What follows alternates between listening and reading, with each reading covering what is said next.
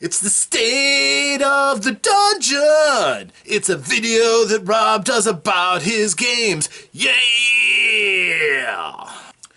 Hello, ladies and gentlemen. I am Rob, and welcome to my State of the Dungeon address. This is the address for the game that took place on the 1st of July in the year 2021. The game was Mighty Protectors. And this was our first real hardcore supervillains versus superheroes battle. Or superheroes versus superheroes. There's some gray areas. So, the group was pre-warned, thanks to the precognitive powers of their patron, Ms. Murphy, Veronica to them, that there was going to be an attack upon the delegates of the United Nations, and they could get there in time to head off the attack. It was going to be a two-pronged attack. There were going to be a bunch of power-suited soldiers who were going to try to take the plaza, but the main thrust of the attack was going to be from some gifted, superpowered beings, of course, who the group was going to be in a unique position to be able to try to stop. At least they were the best chance. Part of the severity of this was that one of the hostile forces was an alpha level gifted. That is the top level of powers that were bestowed upon people and given even greater levels of power than the characters themselves had had. So they're going to have to work together and fight well. So when they got to the scene, they were riding in a specialized bus, basically, because they have Muscles, and Muscles is very large, and he doesn't fit in standard conveyance. So they got to the United Nations Plaza. It's a big open area. It's got fountains and flags, and it's very nice, very idyllic. And there were lots of people all over the place that, as they got to the scene, Ms. Murphy had already gotten the word out to New York that this was going to happen, so the police were trying to cordon people away in preparation for what was going to happen. How often is it where there are disasters where it can be convenient that people are cleared out of the way before it all happens? But this was the case. So the group was heading there, and they found out that there was a local gifted who had also heard about this, Major Glory, who is a Star-Spangled Banner hero, homegrown from New York City. And he has already kind of captured the imagination of New Yorkers. He was there trying to do what he could to help. Now, the group knew that the threat from the battlesuit soldiers was going to come out of the subways, and that other gifted that are allied with their group or actually in the organization run by Veronica were going to also be sent on the scene to help out as possible. But they were there to blunt the main threat to the delegates, which is going to be this group of gifted. Well, they seem to have kind of forgotten about that to some extent, because when they started hearing the chatter, and of course because of his incredible communication powers, Rook was able to find out that yes, these battlesuit minions had turned on their computers, and all this tactical information was streaming that he was picking up. He knew they were live and getting ready to attack. So he prepped everybody. Then Rook and Muscles decided they were going to go onto the roof of the UN building. And in the center court, there's a large dome structure, very tall, and they flew or super jumped up onto the top of this. Probably to give them a good vantage point so they could try to screen off their opponents when they arrived, but it would give them a good vantage point for anything. And for a person with communication skills, that's incredibly useful. So when they got up there, though, they noticed something. All around the roof of the building, there were security cameras, as you would expect. I mean, their presence there was not unnoted. But they started to see all of these little mechanical spider-like creatures moving up as well. And they seemed like they were recording what was going on. Well, that didn't seem like that was a good thing for them. Also, at the same time, Bulwark decided he was going to go intangible and go into the building itself. kind of checking on the layout of the place. And he walked through different walls. Security couldn't touch him. He's intangible. And really only energy or bio attacks could. Or psychic, of course. But he walked through and he eventually got to the actual delegates chamber, where the assembly, which was almost completely in session, was listening to an impassioned speech by the delegate from Thailand, who was talking about the problem that the Gifted were giving to his country and uprooting in Asia, where everything was just being turned on its ear. And, of course, the presence of Smash having taken a chunk out of Georgia's area. That was something that they noted, and that other super groups were becoming modern-day warlords and trying to take over parts of the world simply because they were gifted with powers. Not even all of them very credible powers, just they saw an opportunity, and many were taking it. It seemed like there weren't enough heroes to cover all the villains that were popping up, at least as far as what people commonly think of as the villains in this kind of circumstance. So, obviously it was a tense situation. However, as he was coming back, he basically decided he was going to wait in the grand hall, this huge chamber right in the entrance to the United Nations. When you come in, it's a very large open display with all the flags of all the member countries and lots of it's commonly used for a lot of very impressive ceremonial events. Well, while he was there, there was a circle of light that suddenly appeared, and 5 figures started dropping out. The Gifted had arrived, and unfortunately, some of the group really weren't able to restrain themselves, while Psyghost was basically staying by the entrance while her astral self was kind of checking out the area.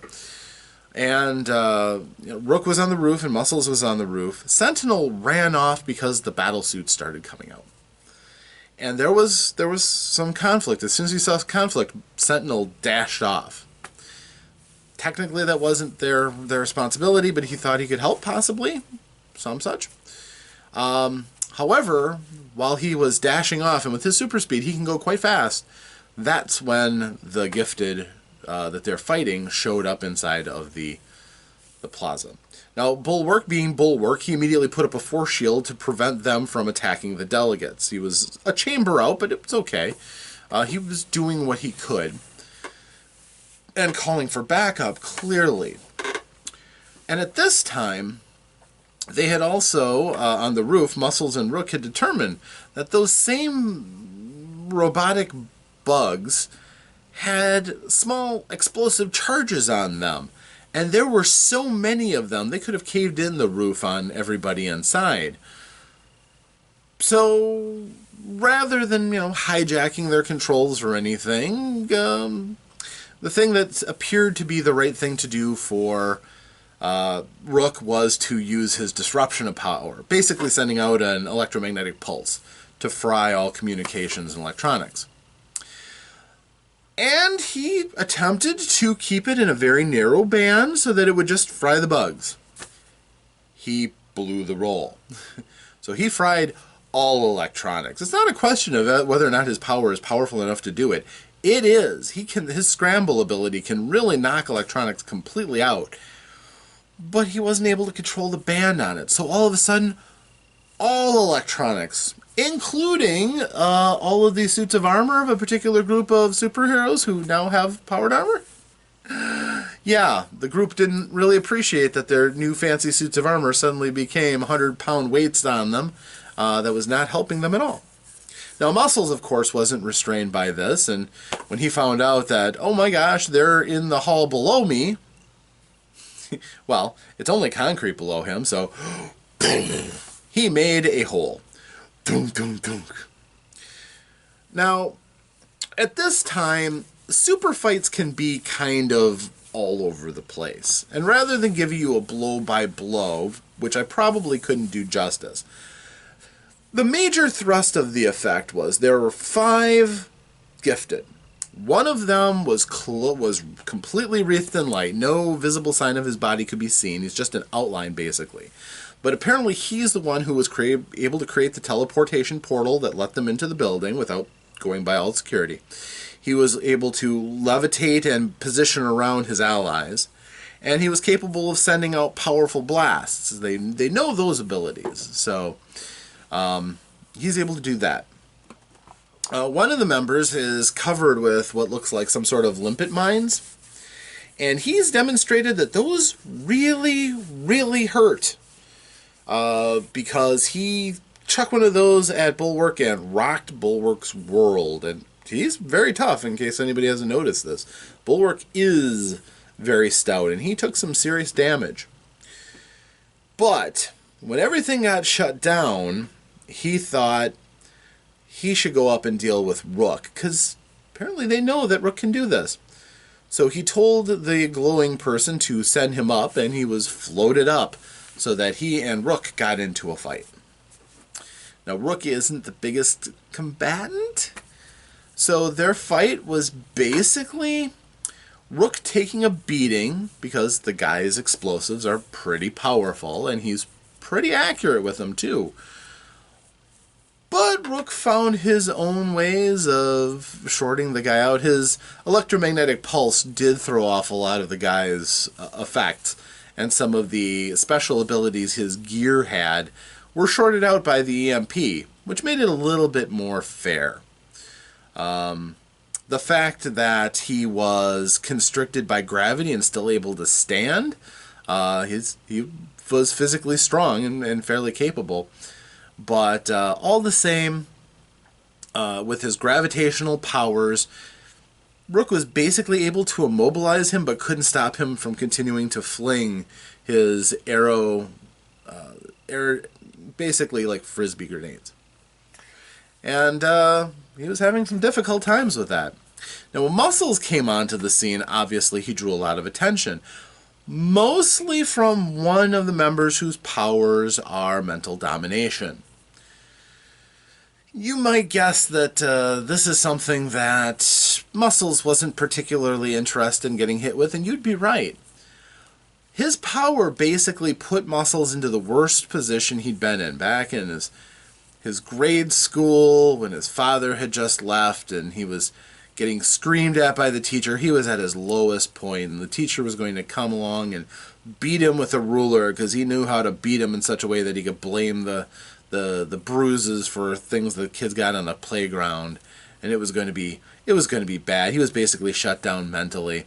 Cyghost was trying to fight back as best as she could, but again, she was stuck in her armor.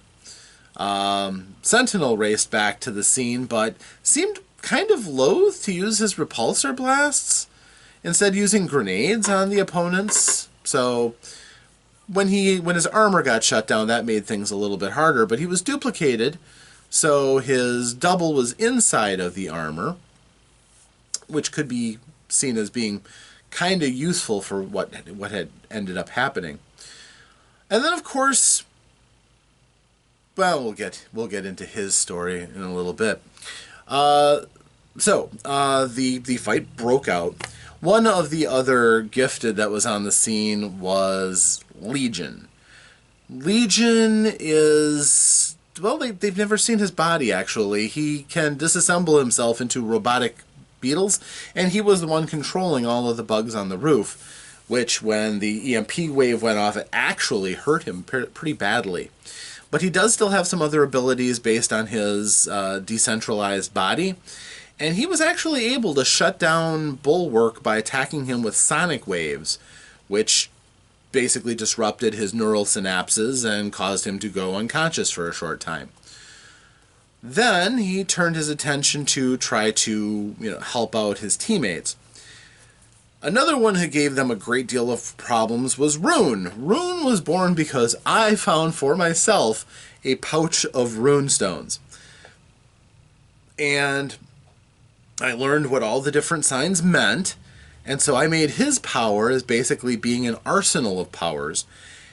But he has the disadvantage that he doesn't know what power he'll draw. He has to reach into the bag and draw out a random runestone, and his power fires off of that. He just has a chance to... Hello, magic. He has a chance to direct it and shape it, but he doesn't have any control over the rune that he picks out. This didn't seem to be that much of a disadvantage because he was still using it to ruin people, attacking them in a variety of ways, including capping off with a disintegrating touch effect that damaged Cygost's armor. But he wasn't the alpha, as it turned out. The alpha was the glowing guy. Shocking, I know. But he hasn't really been attacked. His powers are not just sending people to levitate around and creating teleportation discs. Turns out he can also teleport people that are in line of sight with him. Because one of the first things he did was he teleported Sentinel's duplicate into space to die from explosive decompression. Now, he was a duplicate, so all he had to do was cancel that power, and the dupe was spared, dying in about 30 seconds. So that was shocking. Most of them were told that this is going to be a big fight, but this is one against people who will use lethal force against them if they can. So around this time, things were looking kind of bad. Sentinel was trying to help out, throwing grenades and kind of refraining from using his repulsor blast, trying to help out in all different sorts of ways. Cygost was just using her attacks. She was just blasting away, mostly with her psychic attacks, but every once in a while she would switch up to her power blasts. And she was taking on Rune. The Mind Meddler has been taken out of the fight by now. He only really scored a success against Muscles, and then Muscles snapped out of it. He rolled a 1 to break out of the mental hold, and he jumped and one punch knocked out the Mind Controller. Just one of those massive meaty fists. It couldn't take a great deal. However, the rest of the combatants, the person with the explosive mines and grenades, he's still on the roof, locked down by gravity from Rook. So that fight has kind of gotten a little ugly. At this point, Rook is basically looking for cover and trying to hold him and crush him. The glowing guy then turned his ire to the next person, who happened to be the ninja. Yes, the ninja was on scene, was watching invisibly as everything happened, and using his limited teleportation abilities, he popped up behind Rune and threw a kick at Rune, and hurt him. It was a pretty vicious kick, actually. Rune has protections in place, so he didn't go down instantly, but he was actually hurt. And that's when the big glowy guy used his power and teleported the ninja away. Now, they know that he can send people into outer space who annoy him, so that might be the last we see of the ninja. So he is poof, gone. And I think the group assumes the worst. Certainly reasonable to assume so. So, that drew things into sharp focus. One of their number had fallen, although, to be fair, if one person from their group was going to die, they were pretty happy it was the ninja who had annoyed many of them to some extent. Varying degrees of ire. However, Bulwark was now up again, and he had densified himself, put up his force field, and he was ready to participate. Rune has been fairly badly injured, battered from Cygost's attacks and from that kick from the ninja. The Mind Melter is down.